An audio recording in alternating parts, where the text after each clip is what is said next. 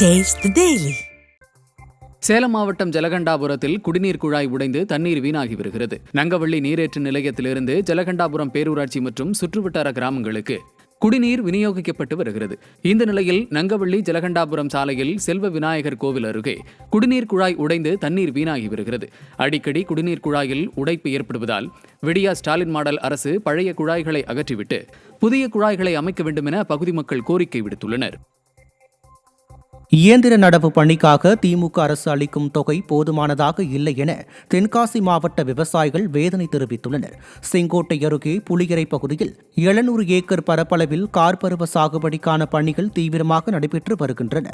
இந்நிலையில் அதிமுக ஆட்சி காலத்தில் இயந்திர நடவு பணிக்காக ஏக்கருக்கு 5000 வழங்கப்பட்ட நிலையில் தற்போது விடியா திமுக அரசு வழங்கும் 4000 ரூபாய் போதுமானதாக இல்லை என விவசாயிகள் கண்டனம் தெரிவித்துள்ளனர். இதன் காரணமாக இயந்திரங்களை கொண்டு நடவு பணி மேற்கொள்ள இயலவில்லை என விவசாயிகள் வேதனை தெரிவித்துள்ளனர்.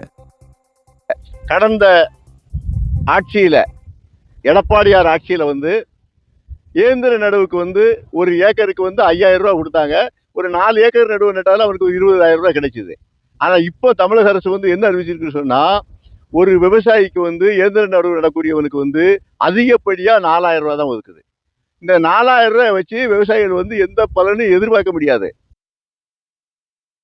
நாகப்பட்டினம் மாவட்டம் திருக்குவளை வட்டத்திற்கு உட்பட்ட ஆய்மூர் பெருமழை கிராமத்தில் உள்ள அழகிய சுவாமிநாத கோவிலில் ஆகாய தாமரையை அகற்ற கோரி பொதுமக்கள் வலியுறுத்தினர். 6 ஏக்கர் பரப்பளவு கொண்ட குளத்தினை ஆகாய தாமரை ஆக்கிரமித்துள்ளதால் தோல் அரிப்பு உட்பட பல வியாதிகள் வருவதோடு விஷ ஜந்துக்கள் அடைக்கலமாகி வீடுகளுக்குள் புகுந்து கொள்ளும் அபாயம் உள்ளதாக கிராம மக்கள் தெரிவித்தனர். இதுகுறித்து பல முறை மனு அளித்தும் நடவடிக்கை எடுக்கப்படாததால் கிராம மக்கள் கண்டன ஆர்ப்பாட்டத்திலும் ஈடுபட்டனர். நாங்கள் கலெக்டர்கிட்ட மனு கொடுத்துருக்கோம், பிடிஓகிட்ட மனு கொடுத்துருக்கோம், யூனியனில் மனு கொடுத்துருக்கோம். அதெல்லாம் அமைச்சர் டைம் மனு கொடுத்துருக்கோம். அவங்க யாரும் கண்டுக்கலை. இதுவரையிலையும் எந்த ஒரு நடவடிக்கையும் எடுக்கலை.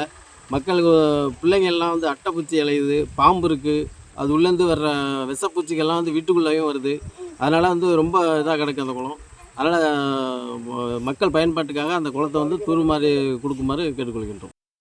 கொல்கத்தாவில் கொலையான தனது மகனின் உடலை மீட்டு தர கோரி பெற்றோர் திருப்பூர் ஆட்சியரிடம் கண்ணீர் மல்க மனு அளித்தனர். திருப்பூர் மாவட்டம் படியூரைச் சேர்ந்த ரவிக்குமார் என்பவரின் மகன் ராகுல் லாரி ஓட்டுநராக பணிபுரிந்து வந்தார். கடந்த 14ஆம் தேதி கொல்கத்தாவில் லோடு இறக்கச் சென்ற அவர் லாரி ஓட்டுநர்களுக்குள் ஏற்பட்ட தகராறை தடுக்கச் சென்ற போது கத்தியால் குத்தி கொலை செய்யப்பட்டார். இதனிடையே உயிரிழந்த தனது மகனின் உடலை மீட்டு தர கோரியும் குற்ற சம்பவத்தில் ஈடுபட்டவர் மீது நடவடிக்கை எடுக்க கோரியும் ராகுலின் பெற்றோர் ஆட்சியரிடம் மனு அளித்தனர். கிருஷ்ணகிரி மாவட்டம் ஒசூரை அடுத்த கெலமங்கலம் ஊராட்சி ஒன்றிய அலுவலகம் முன்பு ஆட்சியரை நேரில் வரக்கோரி பெண்கள் தர்ணா செய்தது பரபரப்பை ஏற்படுத்தியது. ஜெக்கோரி ஊராட்சிக்கு உட்பட்ட கிராம பகுதிகளில் 100 நாள் வேலை திட்டத்தில் ஊதியம் சரியாக வழங்காதது, கலைஞர் கனவு இல்ல திட்டத்தில் வீடு கட்ட லஞ்சம் கேட்பது மற்றும் சாலை உள்ளிட்ட அடிப்படை வசதிகள் கோரி கெலமங்கலம் ஒன்றிய நிர்வாகம் முன்பு பெண்கள் தர்ணா செய்தனர். 200க்கும் மேற்பட்ட பெண்கள் இதில் பங்கேற்று ஆட்சியரை நேரில் வரக்கோரி தர்ணா செய்தது பரபரப்பை ஏற்படுத்தியது. ஸ்டாலின் மாடல் அரசின் மாவட்ட நிர்வாகம் நிர்வாக திறமையின்மையோடு செயல்படுவதாக பலரும் குற்றம் சாட்டினர்.